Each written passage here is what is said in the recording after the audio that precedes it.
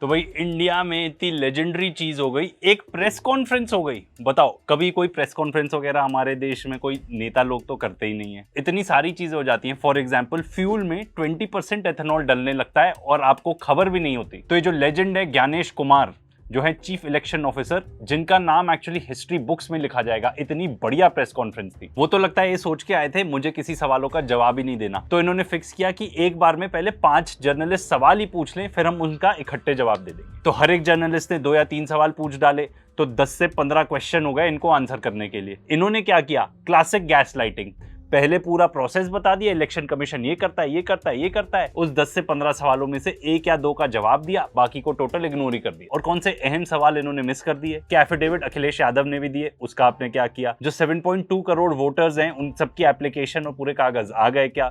कितने बांग्लादेशी या कितने फॉरेनर्स पाए गए उस पर्टिकुलर लिस्ट में? महाराष्ट्र में जब वोटिंग हुई तो 5 बजे के बाद इतने सारे वोटर्स कैसे आ गए? उसकी सीसीटीवी क्यों नहीं प्रोवाइड की? तो सीसीटीवी नहीं प्रोवाइड करने का रीजन इन्होंने पता है क्या बताया?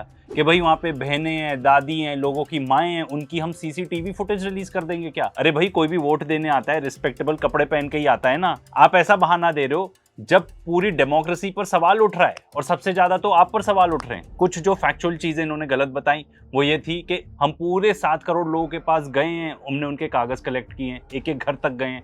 ऐसा बिल्कुल भी नहीं हुआ। लोगों के नाम और लोगों के बाप के नाम डॉट डॉट डॉट डॉट या फिर क्यों है उसको तो एड्रेस भी नहीं किया। उन्होंने ये तक बोल दिया लोगों के 0 इसलिए हैं क्योंकि लोगों को एड्रेसेस ही नहीं दिए गए। तो भाई 0 चलो नोशनल नंबर डालना है, किसी इलाके में तो रहते होंगे, वो डाल दो। और सर ऐसा थोड़ी है कि सिर्फ कांग्रेस बोल रही है, बीजेपी वाले भी बोल रहे हैं कि वोटर लिस्ट में गड़बड़ी है, तो क्लियर कर दो ना मामला। इन्होंने ये भी बोल दिया कि पता अनिवार्य ही नहीं है। ये पता नहीं कहां से लेके आ रहे हैं रूल्स।